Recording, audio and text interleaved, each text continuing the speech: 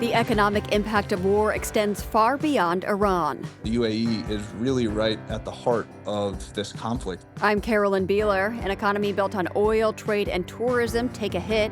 Plus, European far-right activists are ready to fight migration policies. We have our next step ready. We will become their worst nightmare.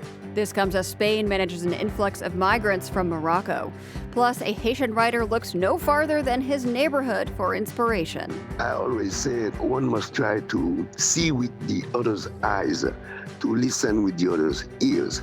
And the man who made Toyota the most popular car company in the world. He was kind of aggressive, a bit of a troublemaker, and different than other polite Toyota leaders. That's all ahead on The World.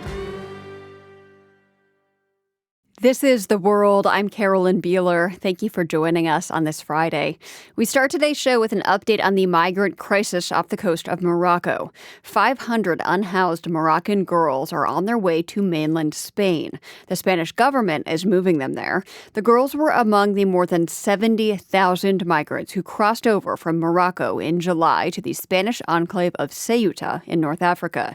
Several thousand of those migrants are still in Ceuta, living in precarious conditions. The incident set off a crisis for Spain and warnings from much of Europe to close that border. Under pressure, Spain promised to return all the migrants to Morocco, but that is proving impossible, as The World's Jerry Haddon reports. Ceuta remains overwhelmed. Yesterday, police marched 1,800 homeless migrants from the enclave's main beach to a hastily assembled encampment inland. But thousands remain on the streets, and locals say their nerves are fraying. A shopkeeper, who only gave his name as Luis, says he helped protect a local supermarket when 1,000 migrants tried to push their way in, desperate for food. I spoke to them in Arabic, he told Spanish TV, asking them to calm down. We offered them bread, and they just ripped it from our hands. We had to pull down the iron gate, he says. It was inhuman. The Spanish government has been promising swift solutions to this crisis. It has said it would send the migrants back to Morocco, but doing so in many cases would violate Spanish and European law. Children without parents, for example, cannot just be deported. Like these hundreds of underage girls who've been sleeping outside on carpets and mattresses. Soon they'll be arriving in better-equipped shelters on the Spanish mainland. The European Union has said humanitarian laws must be respected, but it has called on Spain's Socialist Party Prime Minister, Pedro Sánchez, to deport the remaining migrants back to Morocco post-haste. Sánchez is getting the same message at home from opponents on the right. Que quienes entraron ilegalmente y siguen aquí de forma ilegal han de volver a su país.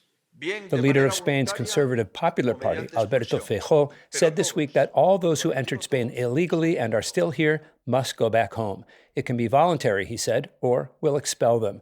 And when I say everyone, he said, that means everyone, even children. The Popular Party has drifted to the right on migration issues as extremist parties gain traction with their nationalist movement in Spain and beyond. Europeans, it's 2 minutes to midnight. Right now, as you're watching this video, thousands of immigrants are pouring into our borders. And I don't have to tell you what that's like. You know it. I know it. We all know it. This is a campaign video for a far-right nativist initiative called the Save Europe Act. The face of the campaign is a Dutch activist named Eva Vlardingerbroek. The Save Europe Act calls on the EU to ban all non-Western immigration into the bloc and to deport anyone not, quote, ethnoculturally European. They refer to this as remigration. Now in to deliver the 500,000 signatures of the Save Europe Act that this institution is trying to ignore. On July 15th, Vlardingerbroek and a small crowd of supporters brought what they claimed were 450,000 signatures to European Commission headquarters in Brussels. They demanded a debate on remigration. The Commission said no, saying the Save Europe Act discriminates based on ethnic origin. But organizers pledged to keep pushing. We have our next step ready. We will become their worst nightmare. Or at least they'll organize more protests. There's one tomorrow in Barcelona and next Saturday in Madrid. But turnout for the Save Europe Act launch in Portugal earlier this year brought out only a few hundred supporters, hardly nightmare numbers. Still, experts say anti-immigrant sentiment is real and on the rise across the continent. Prime Minister Sanchez is on vacation this week and has not offered comment on the ongoing crisis. His interior and foreign ministers have refused to appear before a Senate committee. But Spain's transport minister, Oscar Puente, spoke out this week. He said that the government is doing everything it can to resolve the crisis and asked people to be patient. But Spain's also getting heat from Morocco, of all places, the very country that did next to nothing to stop the mass crossing in July. Here's Morocco's Justice Minister, Abdelatif Wabi, in comments to the Spanish news agency EFE earlier this week. We prevent immigrants, Moroccans and Africans, from crossing, but once they reach Spain, he said, they're accepted and granted residency status. Wabi was referring to Spain's recent decision to legalize the status of nearly 1 million immigrants who are in the country without permission. Morocco says that's only enticing more people to attempt the dangerous crossing. If Spain ultimately accepts these migrants, Wabi said, why don't we just hand them over? Instead of trying to stop them with border fences and soldiers, he said. As for the 500 girls soon headed for the Spanish peninsula, their future is hardly clear. Many of Spain's regions say they won't take them in, despite a law saying they must. For The World, I'm Cherry Haddon, Barcelona. The United Arab Emirates has spent decades building itself into a place where not just the oil business thrives, but all kinds of business, including trade, finance, shipping, and tourism. But the war with Iran is putting that model under pressure. The UAE this week suspended all trade and financial transactions with Iran, one of its major trading partners, and the wider conflict is disrupting many businesses. Robert Mogilnicki has been watching all of this closely. He's the founder of Polysphere Advisory. That's an investment and economic consulting firm focused on Europe, Africa, and the Middle East. A number of very important sectors for the country, whether we're talking aviation, tourism, or logistics, have been severely affected. And with the Iran war persisting for the foreseeable future, the future of these industries is still in limbo. And just spell out for us why those sectors have been so impacted. Let's just take tourism, for example. I think the reasons are pretty obvious. There have been significant disruptions that have prevented travelers from coming to the region and to the UAE. And also, there are just broader concerns about the security environment in the region as well, even for some of those travelers and business people who would like to and could travel to the UAE. I know that the UAE doesn't publish economic stats like, for example, the U.S. does. But is there a way to quantify how much pain the UAE's economy has been under? So a reduction in foreign investment or how much the tourism industry has been in decline? You can get a sense of how businesses are feeling and business sentiment from PMI readings. PMI? Can you tell us what that acronym means? Purchasing Managers Index. So there are a number of different PMI readings that you can refer to, but some of the kind of industry standard ones are showing us figures that are indicating declining business sentiment in the country. And I think that's to be expected given the nature of this conflict. For folks who might not be familiar with, what the UAE's economy looks like, how vulnerable is it to this type of regional instability? I mean, I know a lot of their money comes from oil. They also are building their tourism sector. So are they vulnerable to this type of volatility? Where there are acute pressure points for the UAE has to do, one, with energy. So the country's capital, Abu Dhabi, is driven largely by the oil and gas sector. This is where most of the country's hydrocarbon reserves reside. So the UAE has had some ability to reroute their hydrocarbon exports using pipelines that they have that bypass the Strait of Hormuz. A number of those industries and companies that depend on the Strait of Hormuz for normal business operations are also going to feel a significant pinch. Now, finally, I should just add that the country itself is broken up into a number of different emirates. Mm-hmm. You do have a lot of the energy wealth in Abu Dhabi, but you also have Dubai and other northern emirates, which are largely driven by non-oil economies. And these are the economies that are really dependent upon tourism, on business travelers, events and entertainment, and in a range of other non-oil economies. And many of those sectors have been significantly impacted by the Iran war as well. So when you add that all up, this is a story where The UAE has some capability to manage these stressors on their economy, but the longer this Iran war drags on, it's going to be a difficult juggle to manage.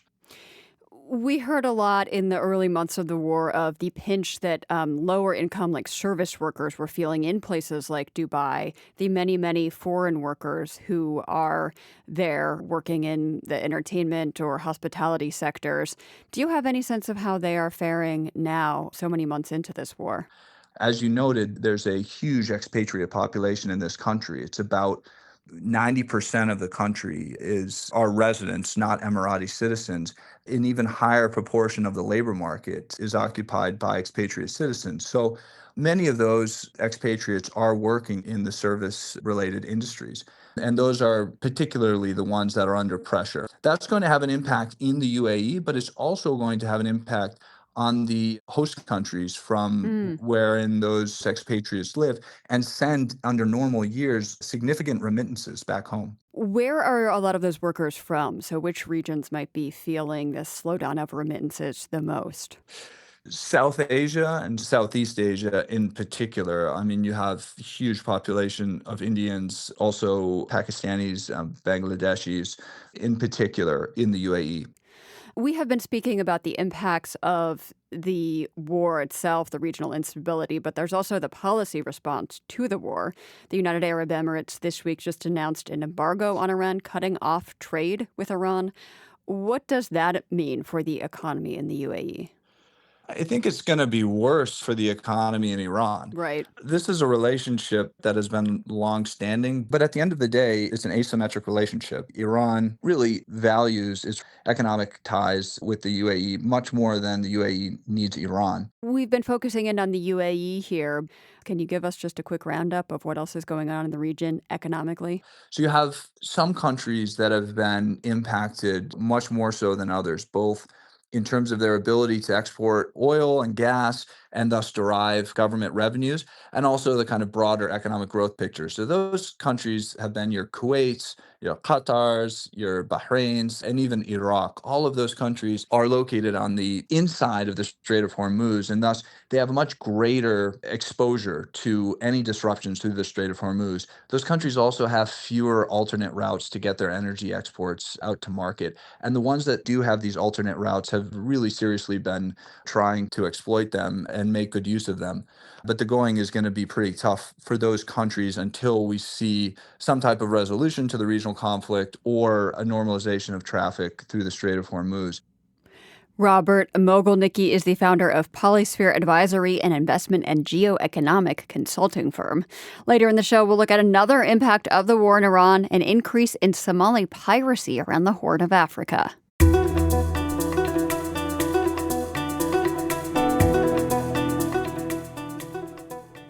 We've been covering the hot and dry summer in Europe and have an update on that now. In Hungary, the Danube River is so low that there's not enough water to fully cool the country's main nuclear power plant.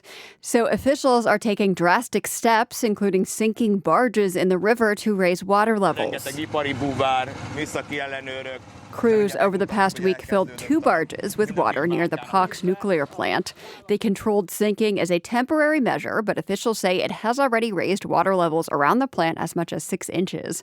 They're also building an underwater dam as a longer-term measure, but that'll take weeks to complete.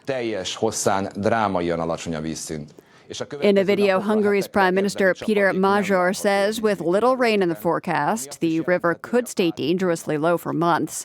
This summer's extreme heat and drought have strained nuclear plants across Europe. Romania shut down its last operating nuclear power plant last week due to low water. France turned off 6 reactors this summer. The situation in Hungary is a little more urgent. The Pox plant provides almost half of the country's electricity. Major says the sunk barges and other measures should allow the reactors to return to full power by next week.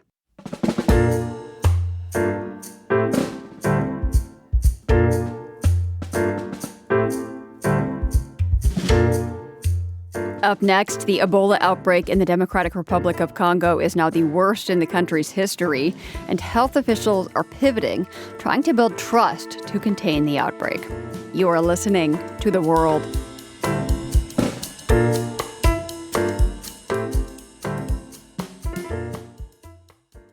This is The World. I'm Carolyn Beeler. The Ebola outbreak in the Democratic Republic of Congo is now the worst in the country's history and the second largest ever. A record number of people, more than 2,300, have died, and nearly 5,000 people have contracted the disease. So far, efforts to contain the outbreak have had little success. That is prompting health officials to reshape their strategy. The new focus is relying on community leaders who already have local ties to build trust. Tim Birindwa is training those leaders. He's a community health coordinator with the International Rescue Committee and just spent nearly 10 weeks in the city of Bunia, the epicenter of the outbreak. He says a key reason there's a lack of trust there is because it is a conflict zone. They have faced a lot of war, they have faced a lot of displacement. And when it comes to an outbreak, everybody's mobilized. People want to go and respond. But people within the community, they are like, we have been being killed by different armed groups. As you know, there are too many in DRC. But no one has come to rescue us. So then why are you involved? When are you coming like this during this outbreak?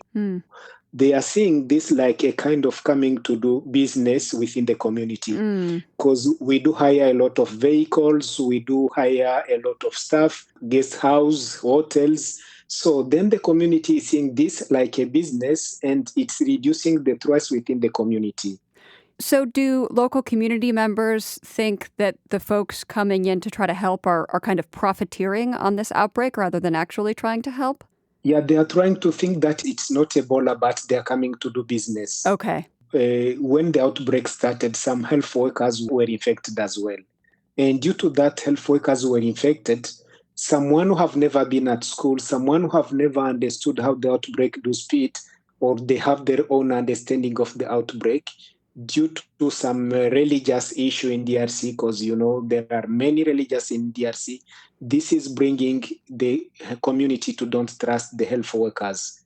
This lack of trust that you have outlined, how is it impacting the spread of Ebola? Can you connect the dots for us?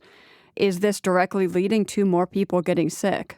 Yeah. So when someone is sick, instead of going at the health facility to seek for health care, they go either in the church to get prayers, they go to the traditional healers, and during this time, they are contaminating those people who are praying in the same place. They are contaminating people who are going to the same health traditional healers, and they are using motorbike for displacement.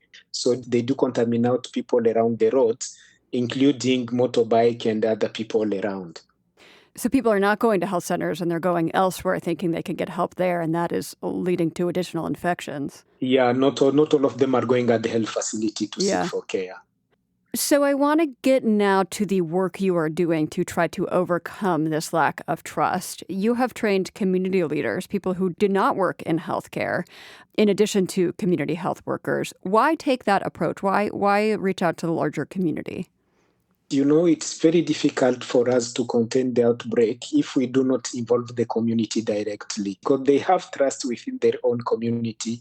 They have trust with the youth in the community. So we are working with them. We train them to let them know the risk of not being involved in the containment of the outbreak.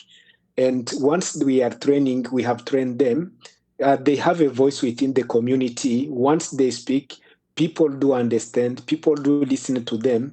And from that, we are sure that this strategy, as it worked in the previous outbreak, will also support us to contain the outbreak. What kinds of people are you training, and what exactly are you telling them? Yeah, for any community engagement, we are training like religious leaders. We are training those traditional healers. We are training the motorbike leaders in different locations. We are training teachers, priests, and those pastors. So the message is to let them that the Ebola exists, the sign and symptom, how it spreads, and how we can contain it by using infection prevention and control, but also by sharing information, by going to health facility early to seek health care instead of staying at home, because this is increasing the risk of the contamination within the community by staying home. But also we are insisting in those messages on safe and dignity burial, because the community has been having like a kind of perception, like as Ebola doesn't exist, when we talk about safe and dignity burial, it's not someone they are going to bury. It's just they are burying an empty body. So there is nobody in the dead bag. So they don't understand and trust this. That's why we are involving them and try to make sure they do understand, yes. So because burial practices are traditionally different there, when they don't see the body in this kind of Ebola containment type of burial, they believe that there is no body and that thus the outbreak is made up or exaggerated? Yeah, that's the reason, because based on the culture and the practice, when someone has died, they have to make sure they wash the body. They have to make sure everybody is touching and saying goodbye to the body.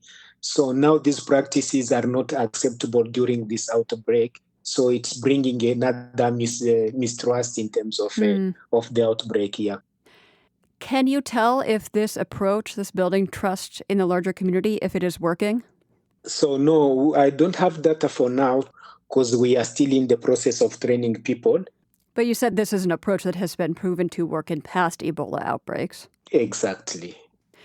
You are Congolese, I believe not from Bunia, though correct me if I'm wrong there, but you are from Congo. I'm wondering if that is important for the work that you are doing in building trust, that you are, from the same country as the folks you're working with.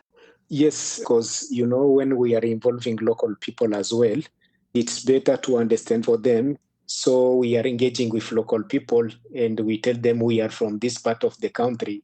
We are from this region and we have faced this in the previous outbreak. So it makes even me proud to see that I can contribute on my knowledge within my own country to help and support the community within the same country. Those sharing information are helping us also to bring them understanding the good practices.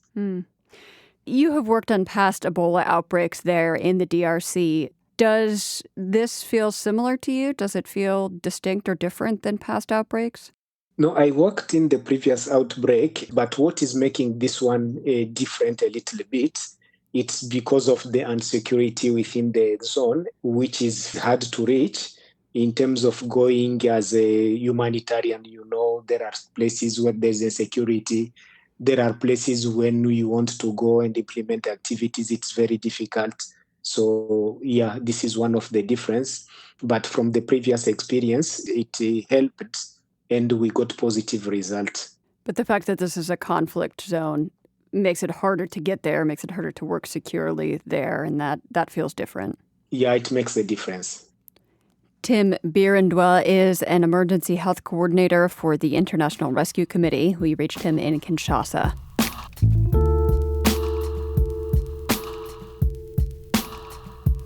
More global stories are coming your way. Stick around. You're with The World.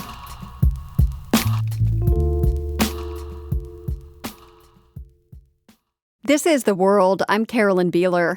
Israelis head to the polls in October to vote in what some say is the most consequential general election in the country's history. Benjamin Netanyahu is trying to extend his already historic tenure as Israel's longest-serving prime minister. But opposition parties say it is high time for change. Stephanie Fried has this profile of a candidate aiming to become the youngest parliamentarian in Israeli history. It's Friday morning in central Tel Aviv, and Dizengoff Square in the city center is packed with young people, buying groceries, running errands before the Sabbath starts, and catching up with friends in open-air cafes. It's the perfect canvassing spot for a campaigner who, in a few months, might be Israel's youngest ever member of parliament.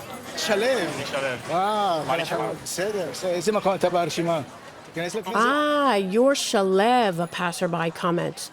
Will you make it into the Knesset? I will, Shalev tells him.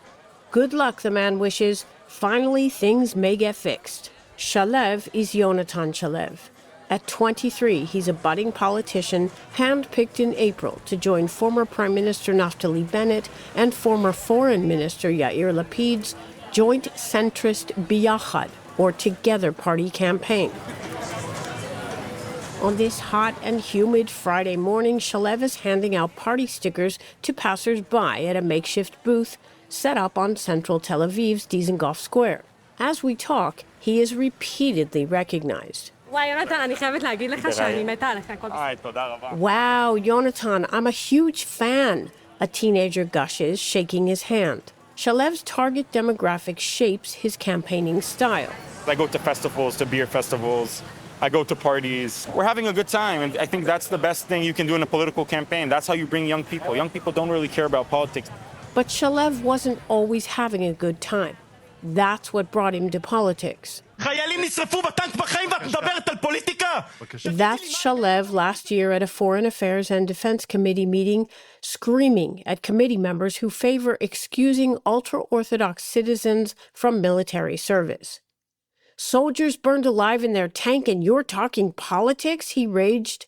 Do you even hear yourselves? He was ejected from that meeting, but refused to stay silent. As an elite commando squadron commander who served hundreds of days in combat on multiple fronts after Hamas rampaged through southern Israel in October 2023, he felt compelled to act. The younger generation that they used to call us the TikTok generation here in Israel is the generation that saved Israel in the past 2.5 years. After that meeting, Shalev formed Shoulder to Shoulder, an NGO devoted to military reservists that rapidly became Israel's biggest ever nonprofit. Most members are in their late teens and 20s, the generation paying the highest price and shouldering the heaviest burden for the government's military decisions in recent years. That generation is Shalev's political calling card. Here's Michelle, a 24-year-old Israeli. I've been following Yonatan on Twitter, so I know his work, I know what he does, I know how much he cares. Demographically, this election debuts a record number of first-time 18 to 22-year-old voters whose key concerns include costs of living, homeland security, and victory over opponents. Of the more than 7,000 soldiers killed and injured in combat since October 2023, 75% are under 30. Professor Kobi Michael is a senior Middle East and military researcher at Israel's National Security Studies and Misgav Institutes. He says this may be Shalev's moment because the heavy burden on the shoulders of the IDF, mainly on the burden of the reservists. We are talking about something which is totally mad. Reservists that serve 700 days, 2 years in the last 2.5 years. They have no life. They lost their job. People were divorced. They don't see their children. That burden fans out beyond reservists to friends, neighbors, and loved ones.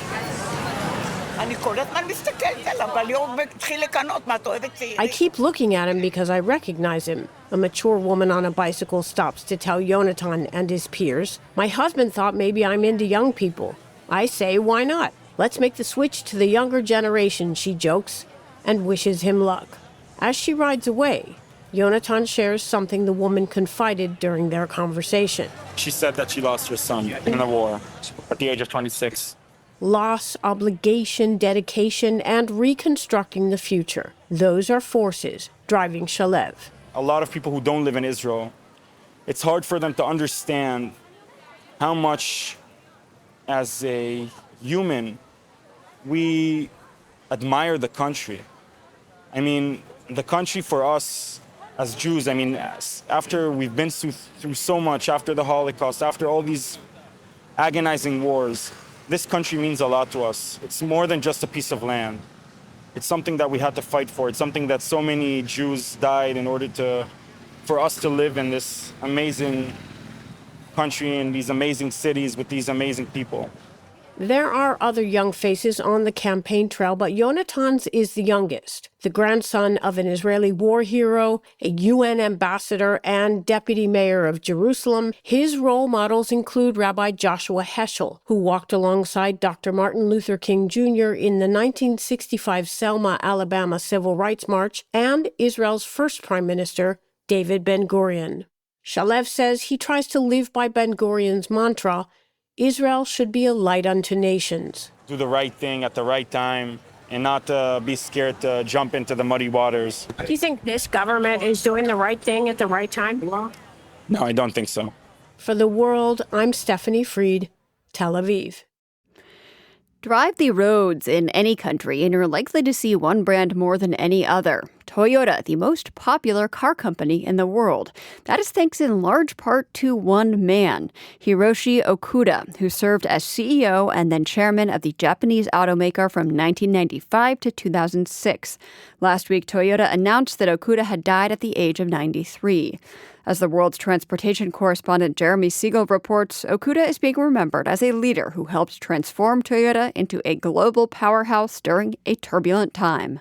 Let's go back to Detroit in the 1980s, when anti-Japanese sentiments were spreading due to massive layoffs in the domestic auto industry. And now, get the facts. This is TV2 Eyewitness News at 11. In this old news clip from '82, a reporter stands in front of a crowd as men and women line up to take turns literally smashing a Toyota with a hammer. That's right, Bev. The car you're looking at, a 78 Toyota Corolla, donated by Hoot McInerney in Oak Park. We've got Tim Donovan here taking his frustrations out on this 78 Toyota. At the time, oil prices were spiking, and large gas guzzlers made by the big three American makers, Chrysler, Ford, and GM, were becoming less attractive to consumers. Local factories took a big hit, and fuel-efficient Japanese imports like Toyota's flooded the market. I worked in Detroit for a couple of years for AP, and that was exactly about the time when it was happening. Yuri Kageyama is a Tokyo-based correspondent for the Associated Press who's covered Toyota and the global auto industry for decades. Well, in Detroit, she found herself in the midst of the anti-Japanese bias, including racial slurs. I would have to go cover these auto workers, and they would tell me, the J word. They would say to my face, like, oh, the J word is taking away our jobs, and, they're picketing and so on. And I couldn't tell them, hello, I am a J word. As Kageyama tells me, it was an interesting moment for Toyota. On the one hand, sales were booming. On the other, there was backlash that continued through the 80s and into the early 90s. And the company needed the right person to help see them through it. Someone who thought outside the box. Toyota started out as a family company, so the presidents or the CEOs in the beginning were from that family. Enter Hiroshi Okuda, a longtime veteran of the company who was notable for a few reasons. One, he wasn't a Toyota. Two, he was unusually tall. And three, he had a more bombastic personality than traditional Japanese business leaders at the time. He was a very dramatic guy. He was kind of aggressive, a bit of a troublemaker, and different than other polite Toyota leaders. That's Jeffrey Leiker, a professor emeritus at the University of Michigan and author of a book about Toyota management called The Toyota Way. He says after Okuda took the reins in 1995, he launched a campaign to double down and sell even more cars in America, which other executives saw as risky given the mounting anti-Japanese sentiments. But he did it in a clever way, by also expanding Toyota's manufacturing footprint in America. A way of saying, hey, we're not just selling our cars here, we're building them here too. He was investing in American workers, he was investing in American businesses while he was growing the business, and nothing bad happened. As Okuda steadied the company's image, he also oversaw one of the most monumental innovations of the contemporary auto world. There's a change happening. It begins with Prius, Toyota's revolutionary hybrid vehicle. The Prius, the world's first mass-produced gasoline-electric hybrid. According to Leiker, when Okuda became president, the Prius was just an engineering pet project, an experiment with a far-off launch date looked at suspiciously by other executives. He could have easily said, let's kill it, which many CEOs would do in the West. Instead, he says, this is the most important project in the company. Let's push up the date by a year. It was a massive success, first launching in Japan. And then it became kind of the darling of California as the green vehicle to be seen in. And suddenly it was cool to have a hybrid. The company doubled its sales targets and launched a new era of fuel-efficient vehicles, one that continues today with the explosion of electric cars like Tesla's and China's BYD. After overseeing the Prius launch, Okuda continued with the company as president until 2006, 2 years before Toyota officially became the world's top-selling automaker. But it was a path that he forged before retiring in 2018. And for the past 8 years, he stayed out of the public eye with his family. According to the company, Okuda died of natural causes. For The World, I'm Jeremy Siegel.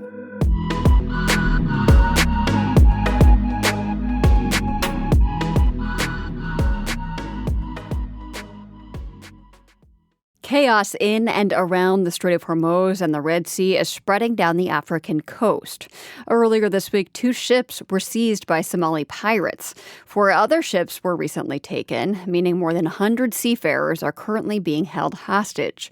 Somali piracy had been largely curbed since its peak about 15 years ago, but experts are concerned the blockades and conflicts in major shipping routes could open the door for a true resurgence in Somali waters. Omar Mahmoud is with the International Crisis Group. He tells me there have been flare-ups in the region for several months. Now, this is nowhere near the level of what piracy was 15 years ago, when you had upwards of 200 attacks a year.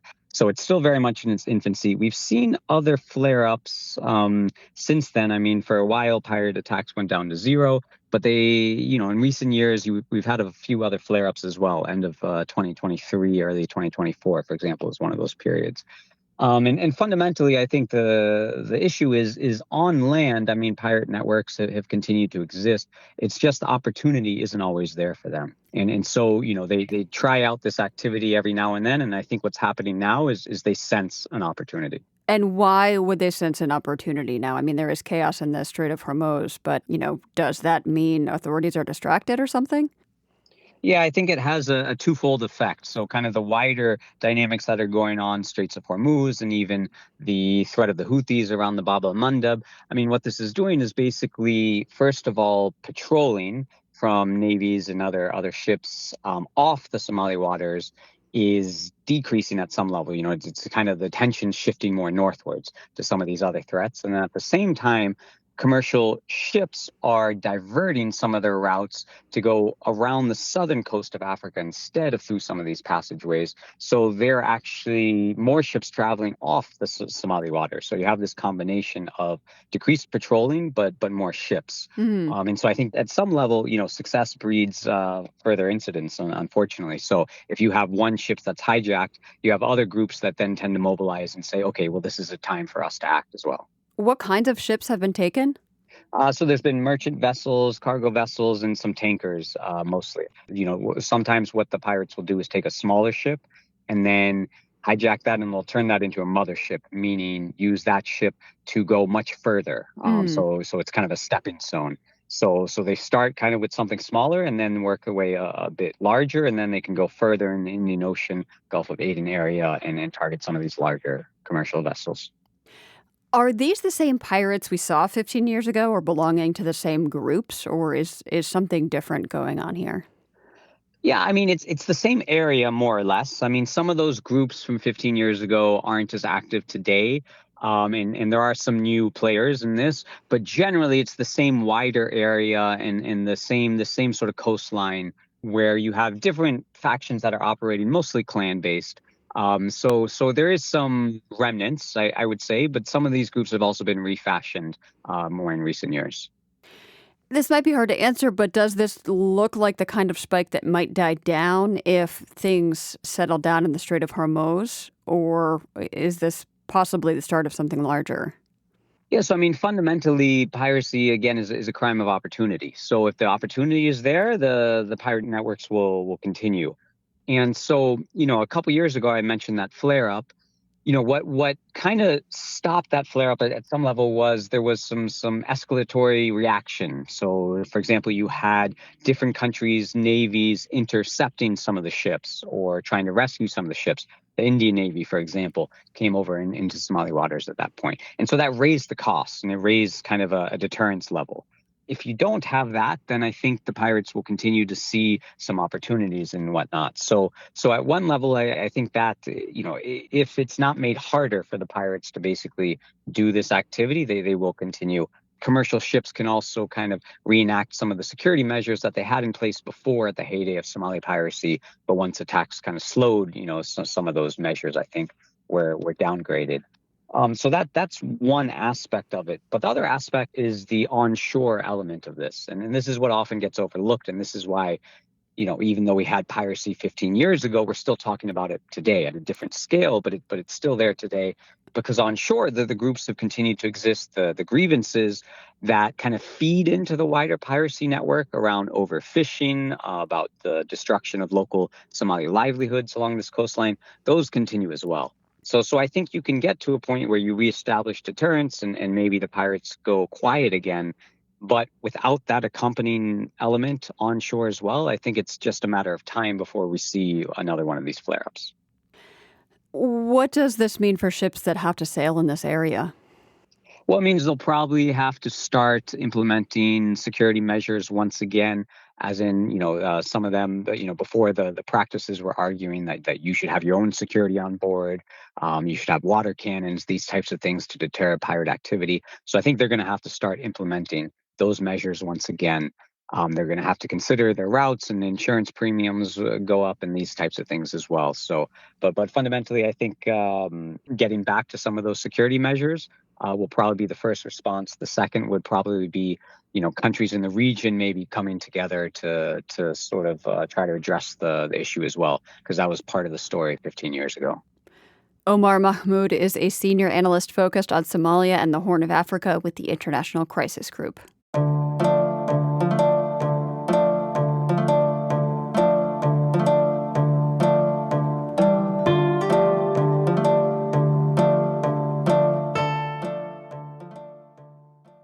Acclaimed Haitian writer Lionel Trouillot grew up under the harsh Duvalier dictators who ruled Haiti from the mid-50s to the mid-80s. But the suffering that surrounded him didn't register when he was young. My father was both a professor and a lawyer, and we were not paying attention to the people having nothing in their life, no house, no job. And those people were there. But at the time, we did not see them.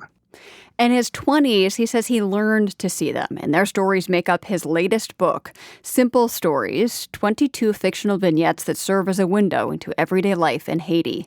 Lionel Trouillot spoke with me earlier this week from Port-au-Prince.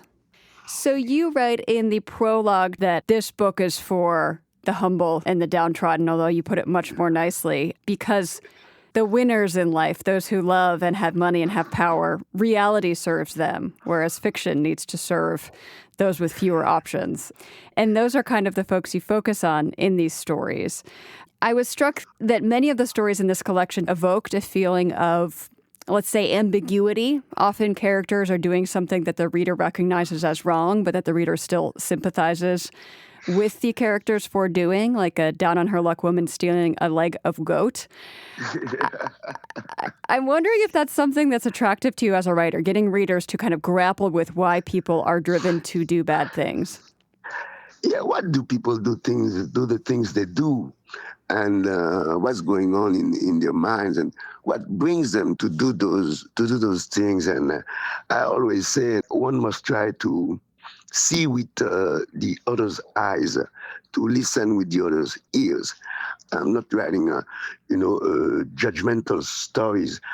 It's very easy when you're not in a situation to say, well, this is wrong, this is right. But wrongs and rights are very often decided by the social position of people. And to get back to the idea that fiction must give something to those who have nothing in their real life.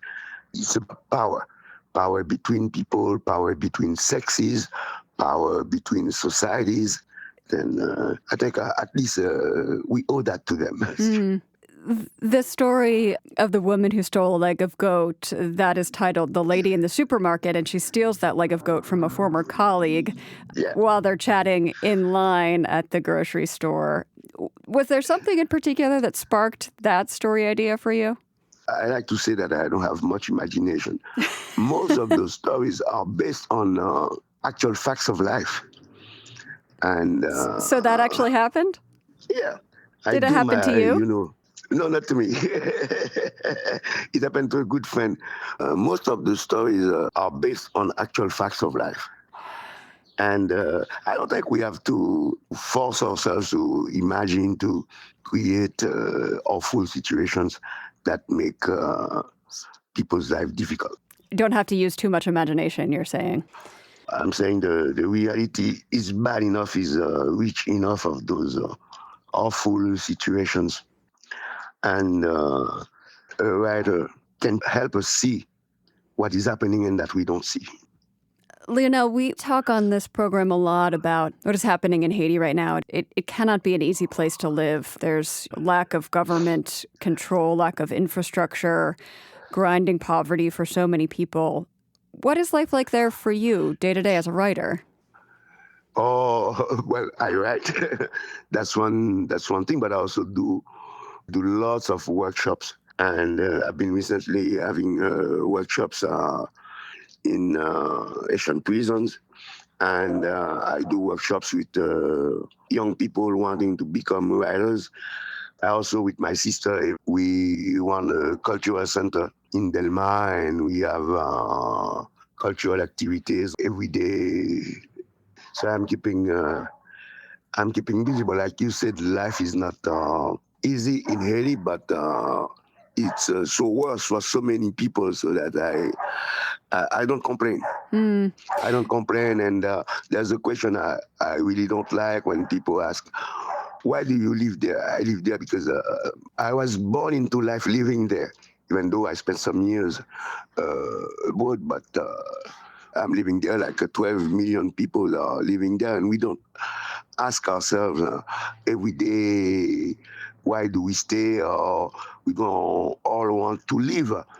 What we really want is that it's for changes to happen in Haiti, for the poor to have a better life, for a society with more social justice and more goods for the majority of the population. And that's our life, and that's also our fight. So the urgency for us is not to run away. For many of us, it's not to run away. It is just to live and to try to change things, and to be, like I like to say, a little useful and a little happy. Lionel Trujillo is a writer, and his latest collection of short stories is called Simple Stories. He spoke to us from Port-au-Prince. Lionel, thank you so much for this conversation. It's for me to thank you. The World is produced by GBH and PRX, broadcasting weekdays from the Nan and Bill Harris studio in Boston. Find us online anytime at theworld.org, and check out more of our original reporting on YouTube. We are at The World News GBH. I'm Carolyn Beeler. Have yourself a great weekend, and we will see you back here on Monday. The World is supported by the Andrew Carnegie Foundation, working to reduce political polarization through philanthropic support for education, democracy, and peace. More information at carnegie.org. By the Lumina Foundation, committed to a fair, universal system for learning beyond high school that offers every American the chance for a better life. LuminaFoundation.org. By the PRX Ambassador Council, whose members include Paul Atwater Connolly, Helen and Russell Pine, and the Sarlo Family Foundation. The World's theme music is composed by Ned Porter. The World is a co-production of GBH Boston and PRX.